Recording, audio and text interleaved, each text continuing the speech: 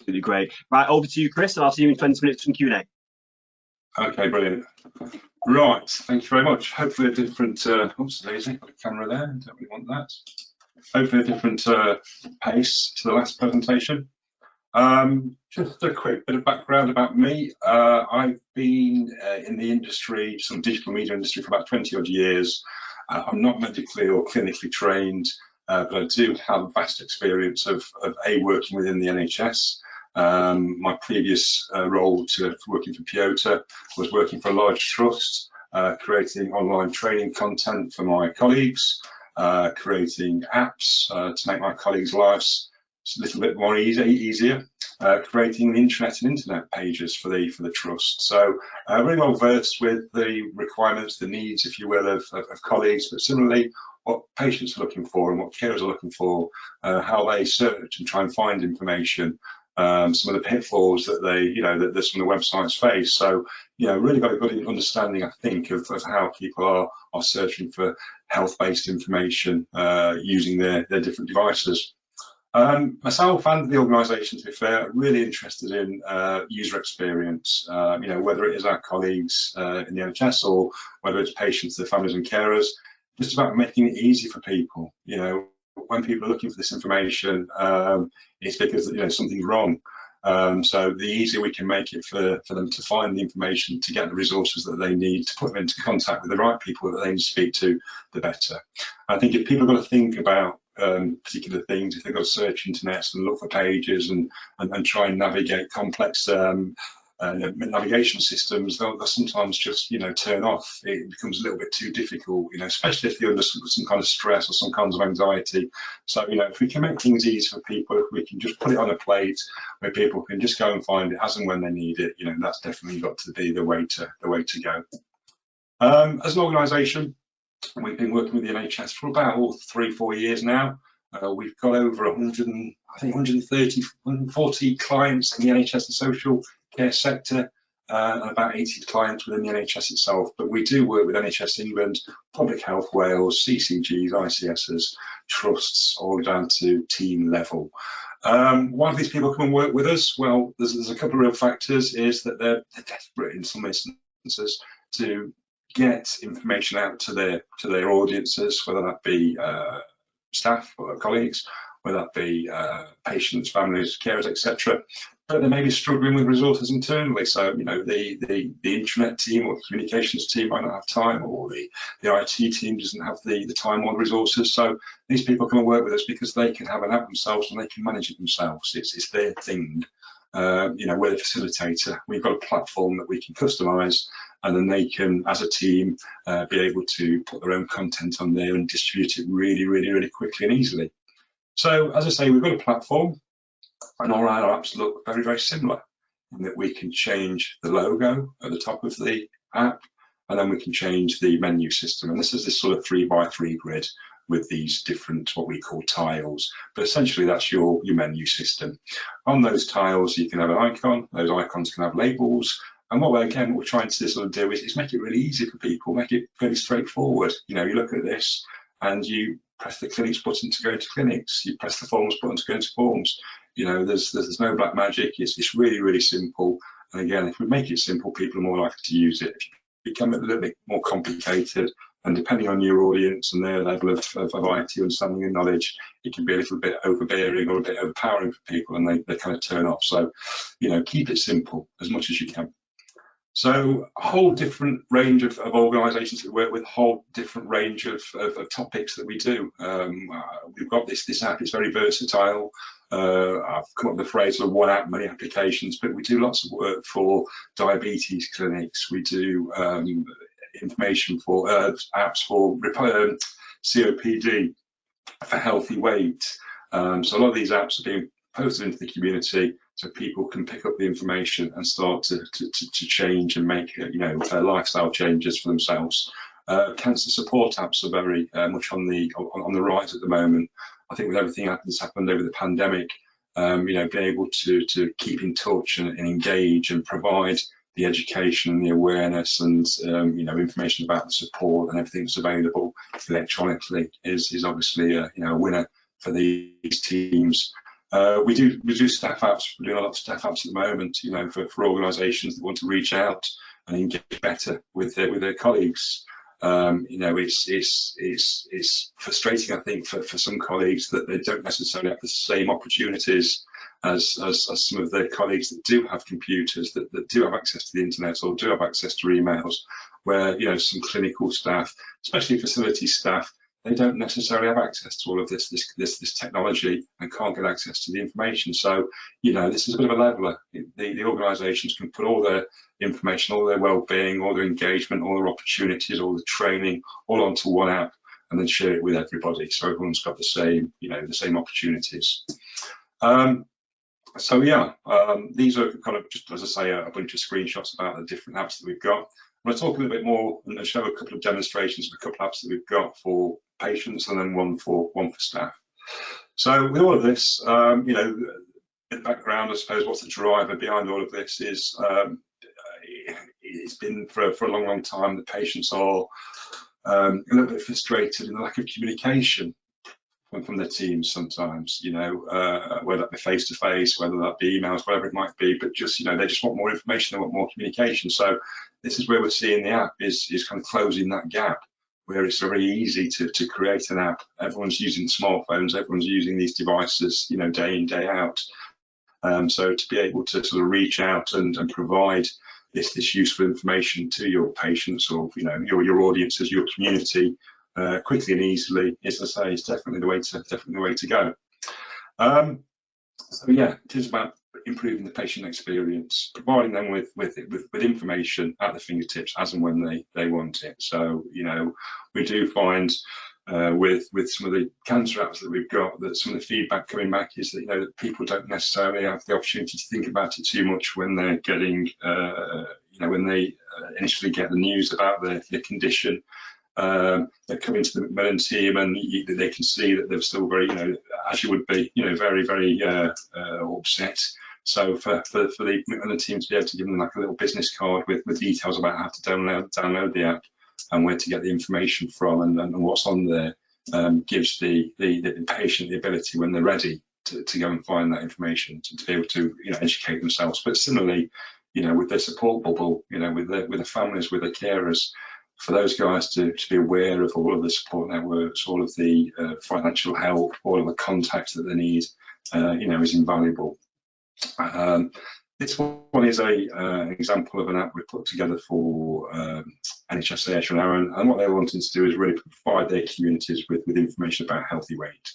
So as I say, the apps all look fairly similar. So this one's, you know, it's got their logo top of the screen, but then there's different sections for different age groups. So right from some child and newborns right up to adult weight management, and they provide this app to the community so people can start to look after themselves and, you know, make changes to the lifestyle.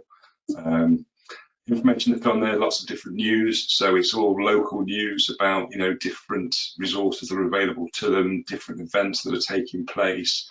They put information on about different recipes, so lots of great local information for their community that the community could trust. Hopefully, you know, it's come from their care providers, so you know, really easy to access again. You know, just getting people back into the loop, engaged, providing them with information they want via their phones. So this is information, just an information page, you know, typical page with a picture, some images, some text, talking about a Jumpstart Teens course that's available within the community. Weekly topics. So this one's about healthy lifestyles. And this again, so, you know, a normal page on the apps. So it's got a header image, some text, and this one's got an embedded YouTube video. So again, for the organisation, they've got the ability then to start, you know, sending this information and posting it directly to people's handsets, people's phones. They put information about omelets, recipes, and all that sort of good stuff. We're all using our phones, and we've all got lots of apps on there, and we use push notifications. You know, that little red dot next to your favourite app with a little number in there telling you that there's some new news or something that will get your, you know, something of interest. So, you know, this is the same with our app. Your organisation or the organisation can send push notifications out or alerts out to people to make them aware of these different things that are happening. I think on on average, we're looking at our phones about 3.5 hours a day, you know, a little glance here, a little glance there. So having one of these push notifications on your phone, it's a great way of just sort of, you know, virtually tapping somebody on the shoulder and saying, did you know this, did you know that? This is another example. So this is a Macmillan cancer support app. Very, very similar. You know, it's open to all of their patients, families and carers. This is the menu structure that we put together and work with Macmillan. So, you know, again, looking at the information they're wanting to provide, we want to make this intuitive as we possibly can, make it really simple so people can find the information within a couple of clicks. And that's what we're all about, you know, making it quick, making it easy, making it simple. So this is information about the support centre itself, what people can expect. Obviously, with everything that's happened over the last couple of years, footfall into the centre itself has died off. So, you know, being able to explain what services are available, what they're there to do, you know, what their objectives are, is a good starting point. Talks about the different information and support that's available to people, telephone support. So this is all, you know, local information about how the patient, their families and carers can get help within that particular geographical area. Information here, you know, about parking and finance, you know, what help people can get. And again, it's all, you know, it's all local information. There's phone numbers and stuff in there that people can contact. It's just making it really, really easy. You know, if you've got a minute, you want to think about something, you know, what did that person say? Or somebody told me, you know, there's a certain support group that can help. And you can pull out your phone, it's immediately there, you know, within a couple of clicks. You've opened your screen, clicked on the app, and you've got the information to hand, you know, removing any of that difficulty, just making it simple. People are more likely to do it, aren't they? The app themselves can be translated. I think we've got Google Translate embedded now, so, you know, they've got over 100 different languages. So, you know, if this app can be for anybody within the community, well, it's not anybody, but, you know, people with a smartphone, it can translate the pages into different languages quickly and easily. This is a contacts directory. Pressing on the call button here will take you straight through to that unit. You know, I don't know about you guys, but you know, from time to time when you're having to transcribe from one document to your phone and you get the numbers wrong and you press it, you speak to somebody, you go, oh, you know, this is you just press the button, it just takes you straight through. It's easy, it's taking the stress out of it all, and that's, again, you know, it's at the heart of what we're trying to achieve here at Piota. Just a quick one, just so as I said before, you know, we're quite diverse in the solutions that we help with. This one's around staff wellbeing engagement, but it's the same sort of principle, you know, where people need to get information at a time when they want to access it. So I think, as I briefly before, a lot of the apps that we're creating are aimed at, or have been aimed at, people that don't have access to a computer during the workday. So, you know, clinicians, facility staff, you know, those folks that just don't have the luxury of being able to log on to the internet and browse and find out all the information they need. This one's for a particular team, actually. This one's for the emergency department team at Dudley Group. So the consultant that commissioned this wanted to make or improve efficiency within the team itself. So, you know, if you work in a clinical situation and you've got a shared computer, I'm sure you're familiar with the process where, you know, you need to go and log on and, you know, dual sign in and, you know, wait for everything to load, and you know, that spinning ball on Windows machine seems to go on forever. And with only, you know, a minimum amount of computers scattered around the place, it's sometimes very time consuming. If, you know, if people can't do it first time, then they might forget or do something else, or, you know, whatever it might be. So a consultant wanted to help with that whole, you know, journey, and has created this app for the team there.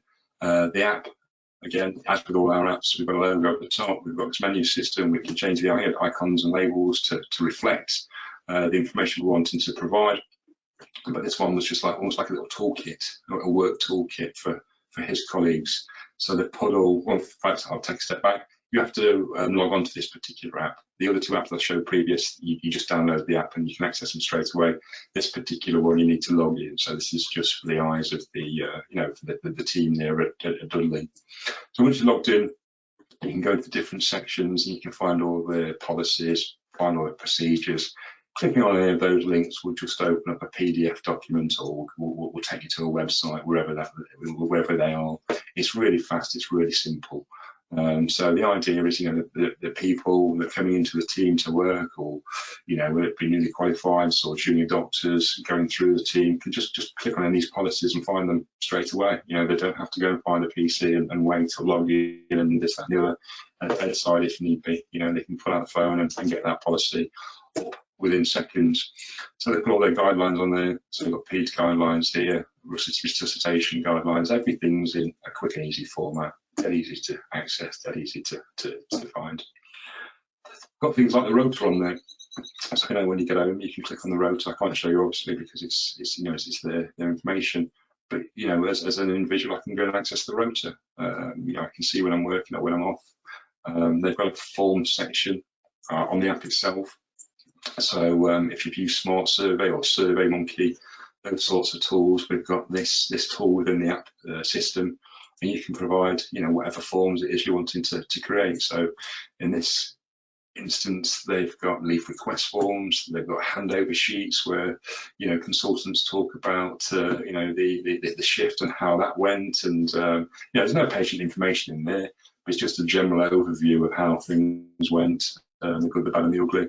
That's submitted, that goes directly to an administrator that collects all this stuff together and provides that to the relevant parties. So again, it just makes it really, really quick. If you can pull it out of your pocket, fill in a few drop downs and submit it, it's a lot easier than having to wait around and try and get access to a PC sometimes.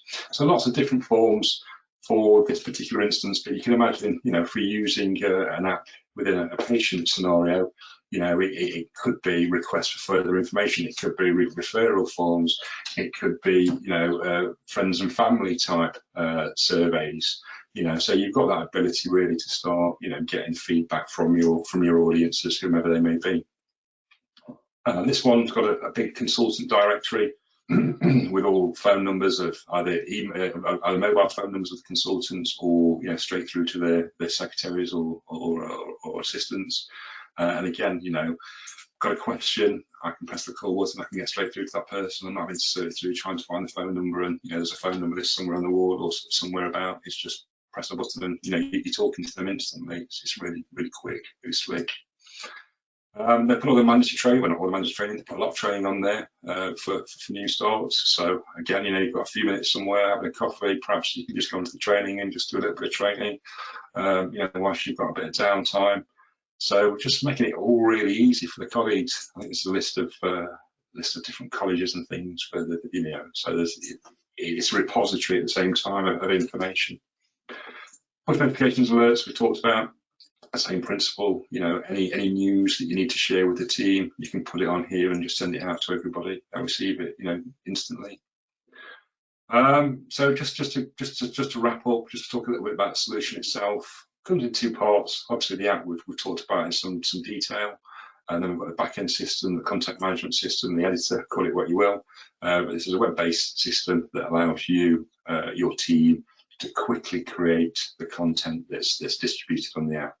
So this is sort of, just a picture of the sort of main page when you log in. But the icons above the top are just the icons on the app itself.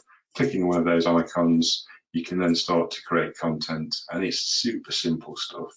You've got a text editor with all of the functions that you find in Word. You can embed different documents, PDF documents, videos, web links, phone numbers. So, you can create this really, really quickly. You can bring in images, to bring the information to life. You've got the ability then to send it out to different groups if you wish. If you've got it set up in that context, you can send push notifications or alerts with it. So just a really quick and easy, we provide full training of the system, but it's normally about half an hour. The people that are using this, are word kings or queens, and they can pick this up really, really quickly. And again, it's that simplicity. You don't have to go back to IT teams or comms teams to be able to do this. It's something that you can pick up as a team and you can manage and control yourself. So just finally finishing off, typical app process. initial inquiry. So if people do decide, this could work for our team, or this might work for our community, get in touch. We can have a quick conversation with you. We can hear about what you're trying to achieve. We've probably got examples of something similar to what you're looking to do. And then if need be, we can then put a trial together for you. I think it's a lot easier if you've got to go and speak to colleagues about your idea, your vision, to have something on your device which you can say, well, we've been thinking about this, or trust XYZ are doing that. We think this can bring us some benefit. What do you think? And people can look at it and download it and start playing with it. So I think it's a lot easier to have those conversations if you've got something in your hand. It all boils back down to making it quick and easy. It doesn't have to be a long, drawn-out process. It can be really, really quick if you've got the energy to be able to do that. You can demonstrate the trial out then to your audiences, get your agreement, get your funding, and then we can keep the project off in anger. But all of that can be done in a matter of hours. We've had some organisations that have done exactly that. Oops, wrong button. One of our clients at CCG, start the pandemic, wanted a method to better communicate and engage with all the staff in their care homes. I think historically it was one email to the manager, it goes to the manager then to cascade the information down to the colleagues. They decided they wanted to reach out and speak to, or at least have the opportunity to reach out to all of the staff. So they came to us in the morning, I don't know, and by the end of the day, they were emailing the care home managers to share with their colleagues that we've got a new method of communicating. We've got a new app. If you want to download this, we'll share everything that we need to share with you. So we did it within a day. We find a lot of the time that people do come to us because they're in a bit of a bind. They want to do something quickly, but they just don't have resources internally to be able to do it, whether it's costs, or whether it's the team, or whether it's the expertise. So we're well suited to help with people in that particular instance. Just a quick talk about cost. It's not an expensive solution at all. We license it on an annual basis, and depending on the number of users, it ranges between £2,000 and £5,000 per year for a license. So it's not a huge amount of money, and I appreciate that every penny counts within the NHS, but in terms of savings, in terms of improving the patient experience, improving engagement or well-being with your colleagues, it's not a hell of a lot of money at all.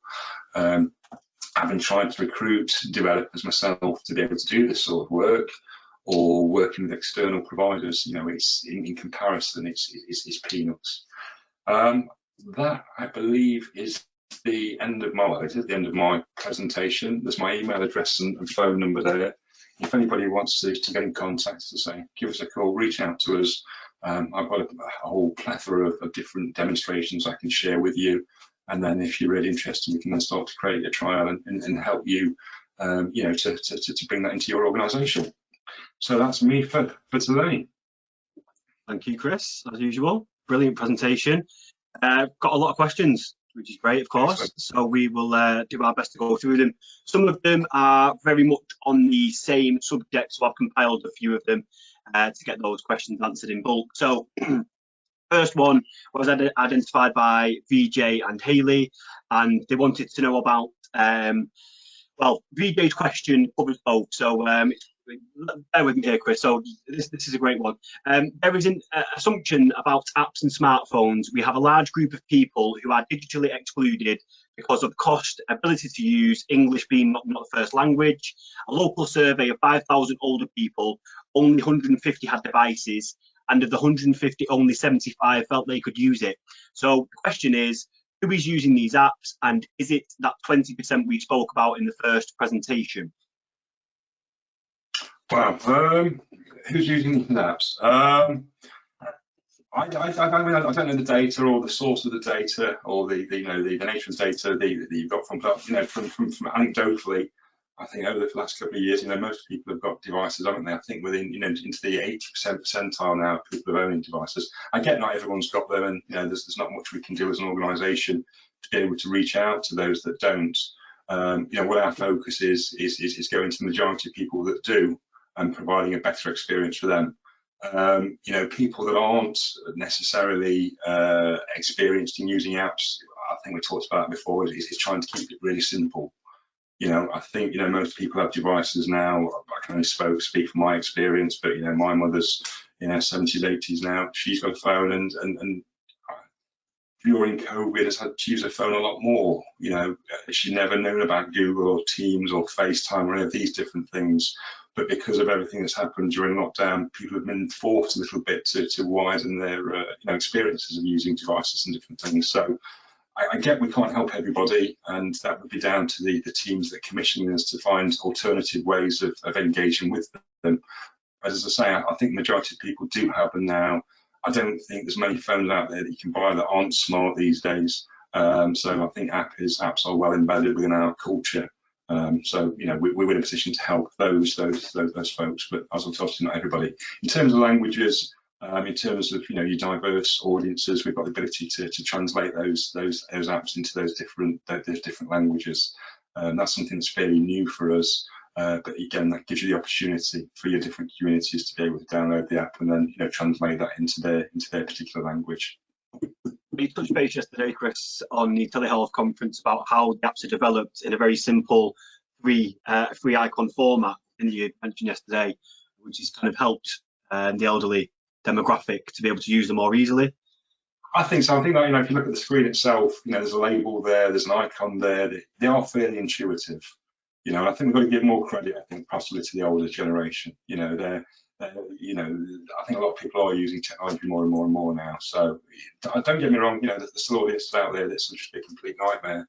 But as I say, I think for the majority of people, this is the modern way of communicating these days. Yeah, definitely. Of course, thank you, Chris. That's great. Thank you for the questions. Vicky here with an interesting one. Do any of your apps integrate with fitness tracking devices, or is it standalone? It's standalone at the moment. We're looking continuously at a development plan at how we can integrate with different devices, with different systems. We're asked quite a bit about integrating into PAS systems or local healthcare systems. So we're always looking at different ways of how we integrate. It's only been a matter of time before we do integrate into sort of your Fitbits or those other sorts of devices, but not at the moment. And can the apps be used in different countries? Absolutely. I mean, it's a web-based, isn't it? Anybody can download the app from anywhere in the world. You go to either the App Store, whether you're an Apple user or a Google user, go to the App Store, which is the same App Store, across different boundaries, download it and use it. So absolutely, that can be used and downloaded anywhere. There's no restrictions on who or where you can download them from. And can you touch base on the connectivity side of things? So Annie mentioned here, how can patients use them if they have very limited or very episodic internet access? Do the apps function without connectivity in part?